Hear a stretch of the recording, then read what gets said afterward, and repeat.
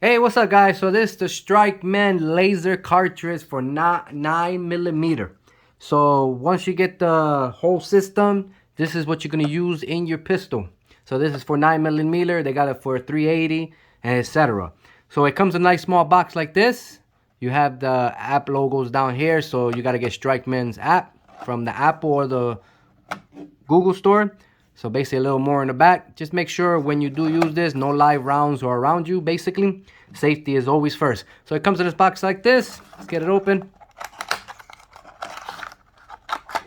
So you have your cartridge. So basically this goes into your chamber and your striker pin will hit the back and shoot out a laser light. So you get the 3 batteries as well. So let's get this open right here.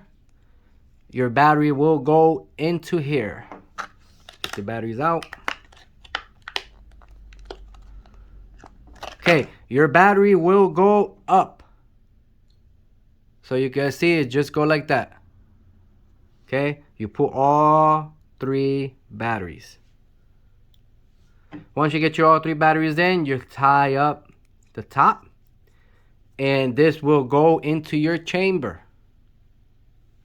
Okay, your striker pin will hit the back and it will give a light.